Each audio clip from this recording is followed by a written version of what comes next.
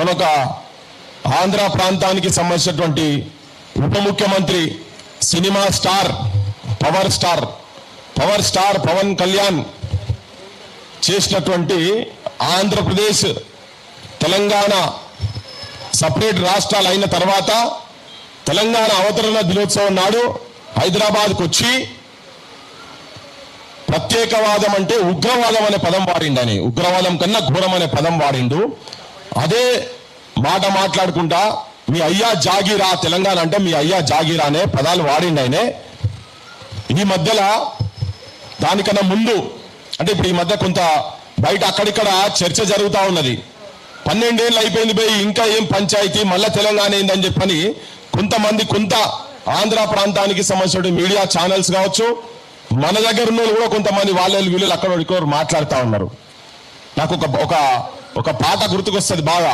ముచ్చరత్నారాయణ గారు 56ల హైదరాబాద్ స్టేటు మద్రాసు నుంచి విడిపోయినటువంటి ఆంధ్ర స్టేట్ రెండు కలిసినప్పుడు 56లో కలిసిన తర్వాత కలవాలన్నప్పుడు వద్దన్నాడు. 68లో రక్షణల ఉద్యమం స్టార్ట్ అయినప్పుడు చెప్తాడు 12 ఏళ్ళు గడిచినా గాని పుష్కరం ఒక్కటి పోయినా గాని వేరు బుద్ధి వారు మానరు బాబు, పాడు బుద్ధి విడ నాడరు బాబు, జాజిరి జాజిరి జాజిరి జాజా జాజిరి కిలకిల జాలపుతాడు ఎన్నడు కాలుతుందో ఆంధ్రుల కాడు అని. ఏ ఆంధ్రులు అంటే దోపిడీ చేసేందుకు వచ్చినటువంటి ఆంధ్రులు అంటే మొత్తం ఆంధ్రులు కాదు. ఇప్పుడు సపరేట్ గా మన రాష్ట్రం వచ్చిన తర్వాత కూడా 12 ఏళ్ల తర్వాత మళ్ళెందుకు ఇది వస్తున్నదంటే ఆ వేరు బుద్ధి పాడు బుద్ధి కొంతమంది రాజకీయ నాయకులు అక్కడోళ్ళు వ్యాపారం చేసుకుంటేందుకు ఇక్కడికి వచ్చినటువంటి వాళ్ళు, తెలంగాణ మీద ఆధిపత్యం చెలాయించాలనే ఆలోచనతో వాళ్ళు, తెలంగాణలో ఉన్నటువంటి సంపదను దోచుకోవాలనే ప్రకృతితో ఉన్నటువంటి వాళ్ళు పెడుతున్నటువంటి పంచాయతీ, దాని గురించి చర్చ చేసేందుకే, ఆ దుర్మార్గమైన మాటల గురించి చర్చ చేసేందుకే ఈ రౌండ్ టేబుల్ మీటింగ్ జరుగుతున్నది. ఎందుకు అనే దాని గురించి నేను వాళ్ళకు కూడా 12 నిన్న ఈయన చంద్రబాబు నాయుడు మాట్లాడుకుంటా కూడా అయిపోయింది రాష్ట్రాలు విడిపోయినాయి. నిన్న ప్రెస్ మీట్ పెట్టినట్టు ఆయన రాష్ట్రాలు విడిపోయినాయి, మా మనోళ్ళు పోయి అమెరికాలా ఆస్ట్రేలియాలా సెనెట్ మెంబర్లు అయితలేరా, ఎక్కడెక్కడ అయిపోయినాక పవన్ కళ్యాణ్ ను గట్లనుడు మంచిదేనా అన్నాడు. మరి గట్లనుడు అంటే ఏంటిదో మాకు చెప్తే జర బాగుంటుంది. ఏంది గట్లనుడు అంటే ఏంటిది అనేది జర వివరంగా చెప్పాలి చంద్రబాబు నాయుడు గారు. మేమేమంటున్నామంటే నీ పార్టీ ఎంపీ ఈ మధ్యలో శ్రీకృష్ణ దేవరాయ అంటే ఆయనే పార్లమెంట్ లో ఉండి నిండు పార్లమెంట్ లా స్పీకర్ తో ఏం చెప్తానంటే ఫిబ్రవరి 14లో జరిగినటువంటి పార్లమెంట్ లో తెలంగాణ విభజన బిల్లుకు సంబంధించినటువంటి ఇష్యూ గురించి మాట్లాడుకుంటా అదొక బ్లాక్ డే డార్క్ డే అని మాట్లాడిండు. శ్రీకృష్ణ దేవరాయ పేరు నీ party MP black day dark day అని మాట్లాడింది. నిన్నదాకా మొన్న మహానాడులో మావోడు మీ దగ్గర చెంచాగిరి చేసేటువంటి ఒక పెద్ద మనిషి వచ్చి మీ దగ్గర మీ మహానాడులో మరి మీరు అందరు తీర్మానం చేసి ఆయనతో చెప్పించిరట, నీకేదో పదవి ఇస్తాం నాయన అని చెప్పిరట. ఆ పెద్ద మనిషి మాట్లాడుకుంటా ఏం చెప్తారు తెలంగాణ పదానికి డిక్షనరీలో ఈ తెలంగాణ దానికి అర్థమే లేదని చెప్పి ఆయన మాట్లాడతాడు. మా దగ్గర ఇక్కడ ఇక తెలంగాణలో వేరే సమస్యలు ఏం లేనట్టు ఇప్పుడే మేఘాల మీద ఎన్నికల వాగ్దానం చేసినా కాబట్టి నేను మైత్రివనంలో విగ్రహం పెడతా. ఎన్నికల వాగ్దానాలల్లా పుస్తకాలల్లా మేనిఫెస్టోలల్లా మా 2 లక్షల ఉద్యోగాల గురించి దాని మీద పట్టింపు లేదు. కూర్చొని ఉన్నారు వాళ్ళు, దాని గురించి పట్టింపు లేదు. రోడ్ల మీద ఏడ తింటున్నారో ఏడ చదువుతున్నారో ఏందో దిక్కు లేకుండా వాళ్ళు ఉన్నారు. తెలంగాణలో అన్ని సమస్యలే ఉన్నాయి కానీ ఆయనకు ఆ విగ్రహం పెట్టే తొందర వచ్చింది. ఆ విగ్రహాలు పెట్టుడు ఈ పంచాయతీ అంతా దీని మీద చర్చ జరిగేటందుకే. ఈ మధ్యలో రీసెంట్ గా అంటే చంద్రబాబు నాయుడు గురించి ఆ ముక్కలు చెప్పిన కదా, దేని గురించి చర్చ అంటే ఇంకా ఇన్ని రోజుల తర్వాత కూడా 12 సంవత్సరాల తర్వాత కూడా మన త్యాగాలతో తెచ్చుకున్నటువంటి తెలంగాణను పోరాటాలతోటి ఎంతో మంది విద్యార్థి యువకులు జైళ్ల పాలయ్యి కొట్లాడి తెలంగాణ రాష్ట్రం వచ్చిన తర్వాత ఇప్పుడు అంటాడు ప్రత్యేకవాదం అంటే ఉగ్రవాదం అని చెప్పి మాట్లాడుతున్నాడు ఆయనే. తెలంగాణ గురించి మాట్లాడితే ఉగ్రవాదులమాట మనమాట ఉగ్రవాదులమాట అంటే మన చచ్చిపోయిన అమరులందరినీ అవమానపరిచే రీతిలో. ఇప్పుడు ఆయన కూడా అన్నాడు మన ఆంధ్రలో తిడుతున్నాడు. మన ఆంధ్ర అంటే ఏంటిదా మరి నువ్వే అంటున్నావు ఆంధ్ర అని చెప్పి నువ్వే అంటున్నావు కదా. ఆంధ్ర అంటే ఒక సపరేట్ స్టేటే కదా, నీ సపరేట్ అన్నట్టే కదా. అని ఇప్పుడు ఎవడు ఉగ్రవాది ఇక్కడ? మన ప్రధానమంత్రి కాశ్మీర్కి పోతాడు, కాశ్మీర్ సాల్వ కప్పుకుంటాడు, కాశ్మీర్ టోప్ పెడతాడు, డ్రెస్ వేస్తాడు, పంజాబ్ పోతాడు, పైడి కడతాడు. ఏ స్టేట్ పోతే ఆ స్టేట్ గురించి మాట్లాడతాడు. భారతదేశం అంటేనే విభిన్న సంస్థలు అన్ని కలిపి ఒక దగ్గరకు వచ్చి కూర్చున్నది. భాషలు, సంస్కృతులు, దేవతలు, వాళ్ళ జీవన విధానము, పద్ధతులు ఒక్కొక్క దగ్గర ఒక్కొక్క తీరుగున్నాయి. అన్ని కలుపుతూనే ఒకటే యూనియన్ ఆఫ్ స్టేట్. సో మేము హైదరాబాద్ కల్చర్ వేరు, హైదరాబాద్ జీవన విధానం వేరు. మేము ఇక్కడ నిజాం పాలనలో ఉండే, మీరు మద్రాస్ ప్రెసిడెన్సీ కింద మీరుండే మీ పద్ధతులు వేరు.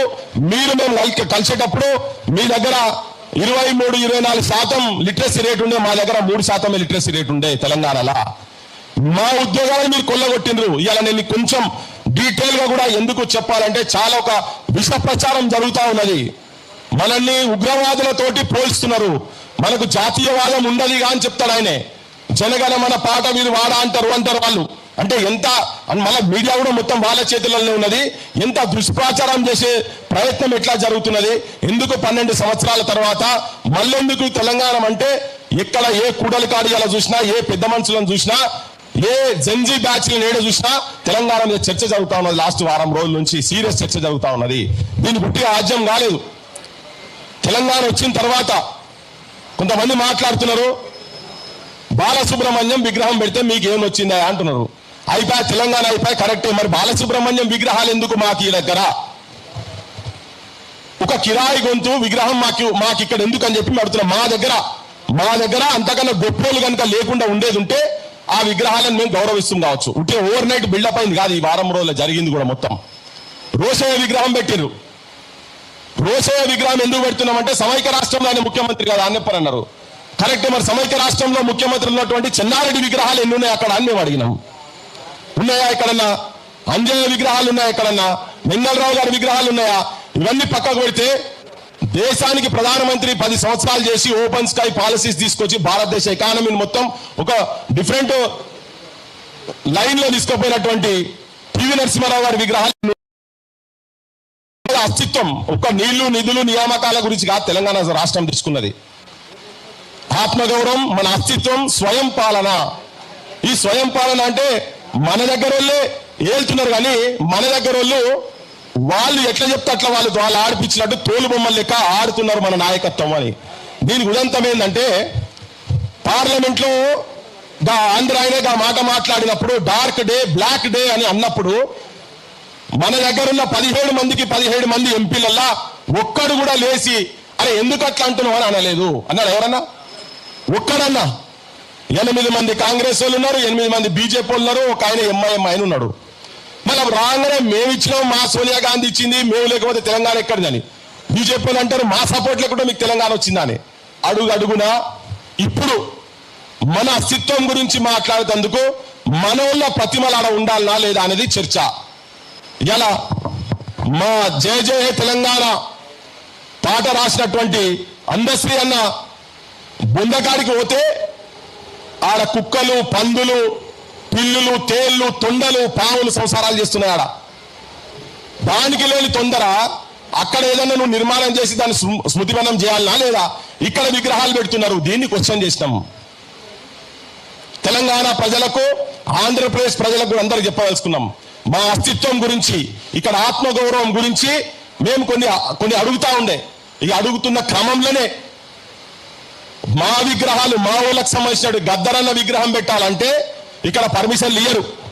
ఎవరో కాదు, కంచైలే సార్ కూడా నేను పట్టుకొని పోయి కమిషనర్కు, వరంగల్ మున్సిపల్ కమిషనర్కు, కలెక్టర్ దగ్గరికి తీసుకుపోయి మా వాళ్ళు తీసుకుపోయి రిప్రజెంటేషన్లు ఇస్తే పర్మిషన్ ఇప్పటి వరకు రాలేదు. కానీ నడి రోడ్డు మీద, మైత్రివనం నడి రోడ్డు మీద ఎన్టీ రామారావు విగ్రహాలు వస్తున్నాయి. అంటే పెత్తనం ఎవరి చేతులలో ఉన్నదని చెప్పాడని చెప్తున్నా. ఎందుకు మాట్లాడుతున్నాం అనే దాని గురించి. ఎన్టీ రామారావు ఎన్టీఆర్ ఘాట్ ఇక్కడనే ఉన్నది. అక్కడికి వెళ్ళి కూతవేటి దూరంలో ఒక 4-5 ఎకరాలలో ఆయన ఘాట్ ఉన్నది. చుట్టుపక్కల బొచ్చడి విగ్రహాలు ఉన్నాయి, వందలాది విగ్రహాలు ఉన్నాయి. ఉన్న తర్వాత కూడా ఆయన మళ్ళా విగ్రహం ఆయన ఎందుకో మాకు తెలియదు. మరి ఆ సినిమా ఇండస్ట్రీ అదే పెద్ద మనిషి మొన్న పవన్ కళ్యాణ్ చెప్తున్నాడు, చెన్నారెడ్డి తోటే ఇక్కడికి సినిమా ఇండస్ట్రీ వచ్చిందంటే మరి చెన్నారెడ్డికి మీరు ఎక్కడైనా గౌరవం ఇచ్చిండ్రా? మా చెన్నారెడ్డికి ఎక్కడైనా మీరు గౌరవం ఇచ్చిండ్రు, ఆ చెన్నారెడ్డి విగ్రహం పెట్టొచ్చు కదా అక్కడ. లేదు కళారంగానికి సంబంధించిన అనుకో పైడి జయరాజు అక్కడికి వెళ్ళి తీసుకొచ్చిన దాన్ని మరి పైడి జయరాజు విగ్రహం అలా పెట్టాలనా లేదా? లేదు మా ప్రభాకర్ రెడ్డి గారిది 10 ఎకరాలైన సొంత భూమి ఇచ్చినటువంటి ఆయనది పెట్టాలనా లేదా? అంటే తెలంగాణ వచ్చిన తర్వాత కూడా ఇంకా తెలంగాణలో మనకు సంబంధం లేనటువంటి వాళ్ళ విగ్రహాల ప్రతిమలు చూపించి మనకు చరిత్ర లేదు అని ప్రపంచానికి చూపించడానికేనా ఇవి నిదర్శనాలు?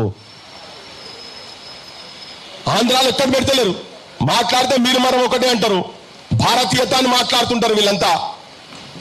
పవన్ కళ్యాణ్, చంద్రబాబు నాయుడు ఇద్దరికిద్దరు తోడు దొంగలే. ఎవరు ఒకరిని తీసి ఒకరు పెట్టుడు లేనే లేదు ఇక్కడ, ఇద్దరికిద్దరు తోడు దొంగలే వాళ్ళిద్దరు.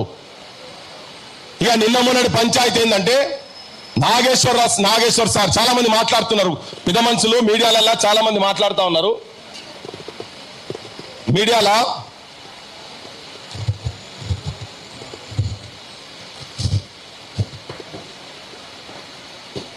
ఈ పిచ్చోనికి ఏం పని లేదు, పృథ్వీరాజ్ అంటే పిచ్చోడట. కరెక్టరా బాయ్, నేను పిచ్చోన్నే, తెలంగాణ పిచ్చోని, నేను గర్వంగా చెప్పదలుచుకున్నా. ఈ పిచ్చోళ్ళతోటే తెలంగాణ విముక్తి అయింది. ఇగో ఇక్కడ ఇంకొక పెద్ద పిచ్చి, మా పెద్ద పిచ్చి అనే పెద్ద మనిషి ఉన్నాడు ఈడ. నన్ను స్కూటర్ మీద తీసుకొని పోయింది ఫస్ట్ గద్దర్ అని ఇంటికి 95లో అనుకుంటా. ఈ పిచ్చి వల్ల పిచ్చితోనే వచ్చింది నాయన, లేకపోతే మాకేం పని ఇప్పటిదాకా అయినాక కూడా యాడ్న కూర్చారా. తన ఇప్పుడు 20 ఏళ్ల కింద రాజ్యసభ మెంబర్ అయ్యేటోడు, నేను కూడా రాజ్యసభ మెంబర్ అయ్యేటోని, ఎమ్మెల్యే అయ్యేటోని, మంత్రిని అయ్యేటోని, మొట్టమొదటి టీఆర్ఎస్ క్యాబినెట్ లోనే మంత్రిని అయ్యేటోని. మా నాయన కన్నా జూనియర్ కేసీఆర్ ఆయనను తీసుకొచ్చి ఆ పార్టీ పెట్టేటప్పుడు చాలా క్రియాశీలకంగా పనిచేసిన నేను కూడా, అది పాశమంకులు కూడా తెలుసు, చాలా క్రియాశీలంగా ఉన్నా. నా నియోజకవర్గానికి నేను ఇన్ఛార్జిగా ఉంటిని. నేను ఎప్పుడూ అయితోని వాళ్ళ కొడుకులు అల్లుళ్ళతో పాటు నేను ఎప్పుడో మంత్రి అవుతుంటే. కానీ ఎందుకు ఇప్పటిదాకా కూడా 12 సంవత్సరాల తర్వాత కూడా ఎందుకు ఈ తాపత్రయం, ఎందుకు ఈ పిచ్చి అంటే, నా తెలంగాణ ఆత్మగౌరవంతో బతుకుతలేదు, నా తెలంగాణ ప్రజలు ఆత్మగౌరవంగా బతకలేరు. నా తెలంగాణ యువకులు ఎక్కడ క్యాటరింగ్ చూస్తే పీజీలు పిహెచ్డీలు చేసిన వాళ్ళు మూతికి మాస్కులు పెట్టుకొని క్యాటరింగ్ పనులు ప్లేట్లు అందిస్తున్నారు, ప్లేట్లు తీస్తున్నారు, కూలి పని చేస్తున్నారు, ఆటోలు నడుపుతున్నారు, క్యాబులు నడుపుతున్నారు, ఉప్పర్ పని చేస్తున్నారు, తాపి మేస్త్రి పని చేస్తున్నారు. ఇవన్నీ చేసుకుంటూ అవమానాలు పడుకుంటూ ఆత్మహత్యలు చేసుకుంటారు. ఆత్మగౌరవంతో నా తెలంగాణ బతకలేదు. ఇది ఒక్కడనే ఒక వాళ్ళ యువకుల గురించి చెప్పిన నేను. తెలంగాణ పల్లెలు త్యాగాల చరిత్ర ఉన్న కాడ గంజాయి అడ్డాలు తయారైపోయినాయి. ఏ బడులు చూసినా బడులల్లా మొత్తం గాంజాయి అడ్డాలుగా తయారైనాయి. ఇది కరెక్ట్ లేదు, మన పాలన కరెక్ట్ లేదు. బీమార్ వస్తే హాస్పిటల్లో జాయిన్ చేస్తే వాళ్ళు బతుకుతారా బతకరా తెలియదు. లక్షల రూపాయలు ఏ హాస్పిటల్లో జాయిన్ చేసినా కానీ లక్షల రూపాయలు కట్టాలి. ఇది తెలంగాణ కరెక్ట్ లేదు. ఇదంతా చూసుకొని మా సొంటోళ్ళము అక్కడిక్కడ మాట్లాడుతా ఉన్నాం. ఇష్యూల గురించి కొట్లాడుతున్న క్రమంలో మొన్నక జర్నల్ మన నాగేశ్వర్ సార్ మీద ఆయన సరే ఏదో ఆయనకున్న సోర్స్ తోటి పవన్ కళ్యాణ్, ఇదంతా తెలంగాణ సమాజానికి తెలుసు, కానీ పదే ఆంధ్ర మీడియా సంబంధించినటువంటి వాళ్ళు ఈ ప్రశ్నలు ఏమనెత్తున్నారు. ఎందుకు ఈ పృథ్వీరాజు నాగేశ్వర్ సారే వెనుకకు పోయిండు, ఆయనే సప్లై ఊకున్న తర్వాత ఆయన మళ్ళా రౌండ్ టేబుల్ పెట్టి ఎందుకు లేపిండి దీన్ని? ఇక పృథ్వీరాజు లేపితే తెలంగాణ లేస్తుందా? సమస్యలు మాట్లాడితే సమస్య ఉంటే జనం స్పందిస్తారు. ఇలా సమస్య ఉంది కాబట్టినే జనం స్పందిస్తున్నారు. నాగేశ్వర్ సార్ సరే 3-4 రోజులు మేము అక్కడిక్కడ బిజీగా ఉంటుంది. ఆయన మీద ఎట్లా దండయాత్ర చేశారంటే పెద్ద మనిషి మీద ఫోన్లు చేసి సంపుతము, ఫోన్లలో మెసేజ్లు, ఆయన మాట్లాడిన దాని కింద కామెంట్లు. ఆయన ఏం బూత్ మాట్లాడలే. ఆయన నా అభిప్రాయాలు నేను ఇవి చెప్తున్నా, ఎవరన్నా కాదనుకుంటే కాదనుకోండి, నాకు రిలయబుల్ సోర్సెస్ తోటి నేను చెప్తున్నా అని మాత్రమే చెప్పిండు ఆయన. ఎవరిని బూతులు తిట్టలే, ఏం తిట్టలే. కానీ అక్కడ నుంచి వచ్చినటువంటి మెసేజ్లు ఏంటి అంటే, అరే నువ్వు తెలంగాణనివి, నీకు ఆంధ్రప్రదేశ్ రాజకీయాలతో నీకేం పని రా, ఉట్టి రాక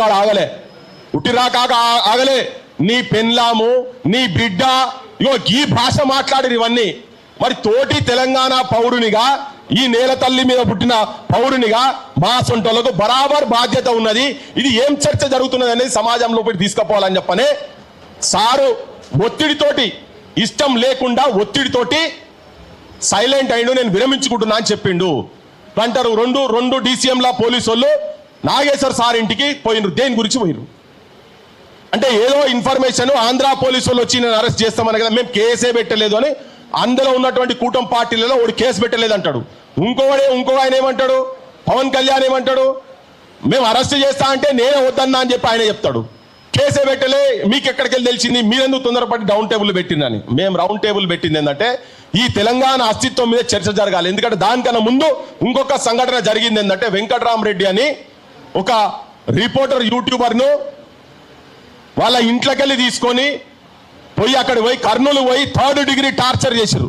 ఒక కేసు పెట్టి, దొంగ కేసు పెట్టి. ఏం కేసు అది? అది కూడా నేను చెప్తున్నా ఏంటంటే చంద్రబాబు నాయుడును ఒక వ్యక్తి భగవంతుడు శంకరునితో కంపారిజన్ చేస్తే శంకరునికి చంద్రబాబు నాయుడుకు ఏం పోలికనయా, గిదెక్కడి కంపారిజను, మీరు గిదెక్కడ కంపారిజన్ చేస్తున్నారని చెప్పి నేను ఒక వీడియో చేసిండు అంతే. అలా బూతు లేదు, ఏం లేదు. దానికి ఎవరో అక్కడి నుంచి ఒక సాహెబు దగ్గర మత విద్వేషాలు రెచ్చగొట్టలేకున్నది అని చెప్పని తీసుకొని పోతే ముగ్గురు ఈ తొడ మీద ముగ్గురు కూర్చొని జంపింగ్లు చేసి కింద పడి ఈ కాలర్ పట్టుకొని ఇట్లా లేపితే బేహోష్ అయిపోయింది ఆయనే. ఇదంతా ఒక ఎత్తు. ఆయన నన్ను ఆడికి వచ్చిన తర్వాత కలిసినాక ఒకటే మాట అన్నాడు, అరే ఇంతగానం కొట్టిరన్నా, కొట్టు దెబ్బలు నన్ను చంపినా ఏం కాకపోవన్నా, కానీ అన్నా అమ్మ నా బూతులు తిట్టిరన్నా అని చెప్పిండు. మన అమ్మలను, తెలంగాణ తల్లులను, తెలంగాణ అక్కలను, తెలంగాణ చెల్లెలను, తెలంగాణ ఆడోళ్ళంటే చాలా హీనంగా నీచంగా మాట్లాడిరన్నా, నాకు వాడు కొట్టి చంపినా అయిపోవునన్ను అని చెప్పిండు. నాకు చాలా నేను భావోద్వేగంగా చెప్తున్నాను. నేను చాలా చలించిపోయినా. అరే ఇదేంది, ఇదెక్కడ కథ, ఇంతగానం ఏంటంటే ఆ తిట్లు నేను భరించలేకపోయినా. నా తెలంగాణ పేరు మీద తిట్టు నేను భరించలేకపోయినా. ఆ పోలీసు వాళ్ళు తిట్టుడని అయిపోయింది. వచ్చిండు, అయిపోయింది, ఇక్కడ పోయింది. తర్వాత కొద్ది రోజులకే మళ్ళా ఇమ్మీడియట్గా మళ్ళీ ఒక కేసు విజయనగరంలో బొబ్బిలి దగ్గర ఎర్ర బుక్కు రాజ్యాంగం అనే పదం దగ్గర, వెర్రి బుక్కు రాజ్యాంగం అనే దగ్గర, వెర్రి దగ్గర ఒక బూతు పదం యాడ్ చేసి దాన్ని సెక్షువల్ లైన్లో తీసుకుపోయి పెట్టి ఇంత పెద్ద ఎఫ్ఐఆర్ చేసి పెడితే నేను రఘు ఎక్కడో ఇంటర్వ్యూలో కూర్చొని ఉన్నాం. ఫోన్ చేయగానే ఉరికినాం. సీను వీళ్ళందరూ ఉండే. ఆ రోజు శంకర్ కూడా వచ్చిండు అనుకుంటా. అందరం పోయినాం ఆడికి. ఆడికి పోయే వరకు అప్పటికే మన పత్రికా రిపోర్టర్ల దగ్గర సెల్ ఫోన్లు గుంజుకున్నారు. 20 మంది వాళ్ళ ఇంటి మీద దాడి చేసి పోయినాక నేను అడిగిన, అసలు ఏందే, ఎక్కడున్నది ఇక్కడ, ఆ పదం ఎక్కడ ఉండేది ఉంటే తీసుకోపో, మేము కూడా వ్యతిరేకిస్తాం, ఆ పదం ఉంటే మేము కూడా వ్యతిరేకిస్తాం. అది చూపించలేకపోయిండు. మీరు అందరూ చూసిరు, అదంతా జనం కూడా చూసిరు. ఇక్కడ వాళ్ళకి చెప్తున్నా, అక్కడ వాళ్ళకి చెప్తున్నాను, జనం కూడా చూసిరు. ఆ పదం లేదు. దొంగ కేసు పెట్టి ఇక్కడికి వెళ్ళి తీసుకుపోయి వెంకట్రామరెడ్డిని ఎన్కౌంటర్ చేసే ప్లాన్ చేసిండ్రు. మరి దీన్ని ఆపాలనా లేదా?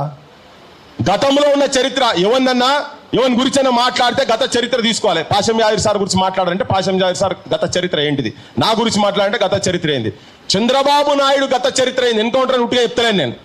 చంద్రబాబు నాయుడు పాలనలో పల్లెలు రక్తాలు ఏర్లై పారినాయి. బెల్లి లలితను 17 ముక్కలు నరికినటువంటి దుర్మార్గుడు చంద్రబాబు నాయుడు. దద్దరన్న మీద బుల్లెట్లు దించినటువంటి వ్యక్తి చంద్రబాబు నాయుడు.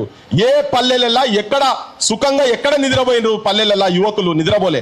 అటువంటి దమనకాండ చూసిన తర్వాత తెలంగాణ వచ్చిన తర్వాత మన రిపోర్టర్ని తీసుకొని పోయి అక్కడ ఎన్కౌంటర్ చేసేందుకు వస్తే తిరగబడ్డాం, అడిగినాం, కొట్లాడినాం, ఘర్షణ పడ్డం, తీసుకుపోనీయలే, ఇప్పటిదాకా దొరకనీయలే. ఇంకా దాని తర్వాత కూడా మళ్ళా పోలీసు వాళ్ళు వాళ్ళ ఇంటి చుట్టూ తిరిగిన ఆంధ్ర పోలీసు వాళ్ళు.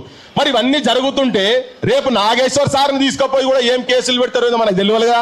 అంటే అరెస్ట్ అయిపోయినాక అయ్యో గిట్లయితుంది అనుకుంటావా ఎవరైనా?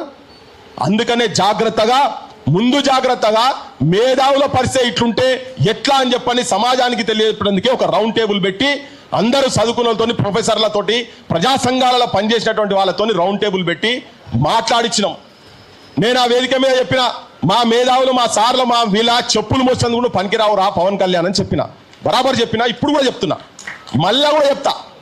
నువ్వు అంటున్నటువంటి సనాతన ధర్మం కావచ్చు, నువ్వు అంటున్నటువంటి హిందువు కావచ్చు, నేను బరాబర్ 200% హర్ హర్ మహాదేవ్ అని బయటికి వెళ్ళిన. నేను కూడా ఇది కూడా గుర్తుపెట్టుకోండి. హర్ హర్ మహాదేవ్ అనే స్లోగన్ తీసుకొని నేను బయటికి వెళ్ళిన. పవన్ కళ్యాణ్ నీ అసొంటి దుర్మార్గులను ఎండగట్టేందుకే బయటికి వెళ్ళినాం మేము కూడా. తెలంగాణ వ్యతిరేకులను, నీ అసొంటోళ్ళని వీళ్ళ మాట చెప్పిన వీళ్ళ చెప్పులు మోస్తుంది. ఎందుకంటే మన దగ్గర వెనకట గురుకులాలు ఉండేటి. పెద్ద మనిషి కాషాయం చేసుకొని వచ్చిండు. ఈ కాషాయం ఉన్నప్పటి కాలం నుంచి కావచ్చు, ఎప్పటి నుంచో కాలం నుంచి గురుకులాల దగ్గర పోతే ఫస్ట్ గురువు సేవ చేసుకోవాలి. గురువు అన్ని బట్టలు ఉతకాలి, గురువు లాల్చి ఉతకాలి, గురువు పైజామా ఉతకాలి, గురువు కండువా ఉతకాలి. గురువు ఎక్కడ పోతే పాదరక్షలు తీసుకుపోయి అక్కడ పెట్టాలి. ఆ పాదరక్షలు కూడా మోసి అంటే అర్హత నీకు లేదురా అని చెప్పిన అంతనే. అది ఇప్పటికీ నేను స్టిక్ అయి ఉంటా. ఆయనే చెప్పిండుగా మొన్న పాశం యాదగిరి సార్, నాకు దామోదరం సంజీవయ్య గురించి నాకు అంతకుముందు తెలియదు, సారే అన్ననే చెప్పిండు నాకు. మరి అన్నెందుకు ఇట్లా మాట్లాడుతుండో అని. ఎందుకు మాట్లాడుతుండో ఇంటికి వచ్చి కూర్చుంటే చెప్తాడు, నువ్వు దేని గురించి ఏం జరుగుతుంది ఏందనేది. ఈ మాటలు కొందరు ఆవేశంగా కూడా అక్కడిక్కడ మాట్లాడి నేను ఇవాళ కూడా అందరు వచ్చిన అందరికి విజ్ఞప్తి ఏం చేస్తున్నా అంటే